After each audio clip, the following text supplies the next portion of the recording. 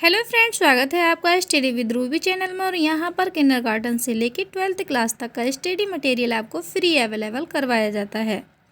तो दोस्तों, मेरी हिंदी की क्लासें चल रही हैं, जैसे कि मैंने आपको 3 क्लासें पीछे दे दी हैं और ये मेरी चौथी वीडियो है और ये मेरी चौथी क्लास है। तो मैं चौथी क्लास में लेकर आई हूँ सांस की मात्रा के आधार पर व्यंजन के भेद, यानी ये भी मेरी वीडियो एक प्रकार से वर्णमाला से संबंधित है। अगर आपको वर्णमाला की जानकारी होगी तो 50% पेपर आप सॉल्व कर सकते हैं। तो सबसे पहली बात है कि हमें वर्णमाला की जानकारी पूरी होनी चाहिए। तो मेरी 3 वीडियो में ये चौथी वीडियो है मेरी, जो वर्णमाला की जानकारी आज ख़त्म हो जाएगी यहीं पे। तो अगर आपने वो 3 वीडियो नहीं देखी हैं तो आप देख लीजिए, और अगर आप उन 3 वीडियो को देख लेते हैं तो ये पढ़ने में ज़्यादा आसान लगेगा आपको। तो आइए हम सिखाते हैं सांस की मात्रा के आधार पर व्यंजन के भेद। तो सांस की मात्रा के आधार पर व्यंजन के 2 भेद किए गए हैं, अल्पप्रण व्यंजन और महाप्रण व्यंजन। एग्जाम में बहुत बार पूछा जाता है अल्पप्रण क्या है, महाप्रण क्या है, उनके वर्ड दे देता है कि कौन अल्पप्रण है कौन अल्पप्रण नहीं है। तो अल्पप्रण की परिभाषा देख लीजिए, इनके बोलने में कम समय लगता है और बोलते समय मुख से कम वायु निकलती है। ऐसे ही हम महाप्रण की देख लेते हैं, इन व्यंजनों को बोलने में अल्पप्रण की अपेक्षा दोगुना समय लगता है और मुख से बोलते समय वायु भी ज़्यादा निकलती है, यानी ठीक इसका उल्टा है। अब होते क्या क्या है ये आप देख लेते हैं, हम होते क्या क्या हैं ये। अब ये होते क्या क्या हैं, जैसे कि वर्गों के, यानी वर्गों के का वर्ग का क्या आएगा, का वर्ग का पहला, तीसरा, पांचवा। ऐसे ही सबके हैं, यानी सबके ऐसे ही आएंगे। तो का वर्ग, चा वर्ग, टा वर्ग, ता वर्ग, पा वर्ग, यानी इन 5 वर्गों का प्रथम, तृतीय और पंचम वर्णी हमारा क्या कहलाता है, अल्पप्रण कहलाता है। आपको ये ध्यान रखना चाहिए, अगर ऐसे भी याद नहीं आता है तो वर्ण लिख के 135 याद रखना चाहिए। तो वर्णों का पहला, तीसरा और पांचवा वर्ण हमारा क्या कहलाता है, अल्पप्रण कहलाता है। और साथ ही हमारे अंत्यस्थ व्यंजन होते हैं, यार अलावा ये भी हमारे किस में आते हैं, अल्पप्रण में ही आते हैं। और एक आता है हमारा उत्क्षेपित, तो हमारे 2 व्यंजन थे, ढा और ढा। तो इसमें ढा हमारा इसमें आ जाता है, यानी अल्पप्रण में आ जाता है। अब बात आती है हमारी महाप्रण की। तो महाप्रण यानी का वर्ग, चा वर्ग, टा वर्ग, ता वर्ग, पा वर्ग, यानी वर्ग क्या दे रखे हैं, ये 5 वर्ग दे रखे हैं। तो 5 वर्गों का खा कौन सा अक्षर है, यानी दूसरा और चौथा, यानी दूसरा और चौथा कह सकते हैं हम 24। तो वर्गों के, यानी सभी वर्गों के दूसरे और चौथे वर्ण हमारे क्या कहलाते हैं, महाप्राण कहलाते हैं।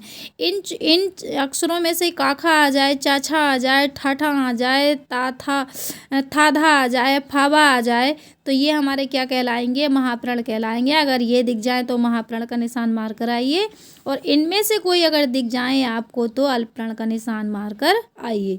ये बात आपको ध्यान रखनी है, 135 और 24। अब इसकी टोटल संख्या कितनी होती है, 20 होती है। आप काउंट करके देख लीजिए, इसकी टोटल संख्या 20 होती है। और यहाँ पे हम देखते हैं ऊष्म व्यंजन, यहाँ पे लिए गए थे हमारे अंत्यस्थ व्यंजन यार अलावा, और यहाँ पे लिए गए हैं हमारे ऊष्म व्यंजन श, श, ह, यानी चारों हमारे ऊष्म व्यंजन लिए गए हैं महाप्राण में। और उत्क्षेपित, जैसे कि एक अक्षर उधर दे दिया हमने, एक इधर ले लिए, ढा। अब आती है इनकी संख्या 17 होती है। आप काउंट करके देख लीजिए, 2 एकम 2 दूनी 4, 2 3 6, 2 चौक 8, 2 पंजे 10, 10 और 2 12, 12 और 2 14, 14 और 1 15। सॉरी, मैंने काउंट गलत किया है क्या।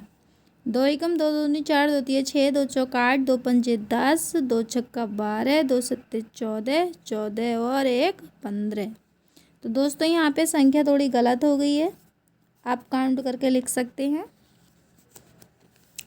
अब आइए, अब आता है हमारा अघोष और सघोष क्या है, यानी ये भी हमारे क्या है, व्यंजन है, यानी स्वर तंत्री कंपन के आधार पर व्यंजन के भेद किए गए हैं।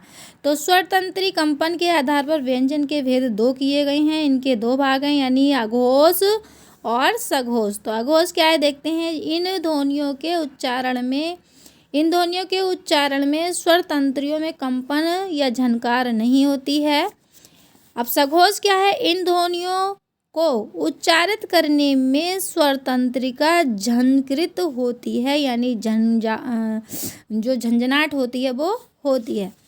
अब ये क्या क्या होते हैं, अगर आपसे कोई पूछे कि अघोष वर्ण कौन कौन से हैं, तो वर्गों के क्या लगाएंगे, वर्गों के काखा, यानी कि वर्गों का पहला दूसरा, यानी प्रत्येक वर्ग का पहला दूसरा, इन सब का प्रत्येक वर्ग का पहला दूसरा वर्ण क्या कहलाता है, अघोष कहलाता है। और साथ में ऊष्म व्यंजन यानी श श श तीनों श होने चाहिए, लेकिन हा को छोड़कर, ये हमारे क्या कहलाते हैं, अघोष कहलाते हैं।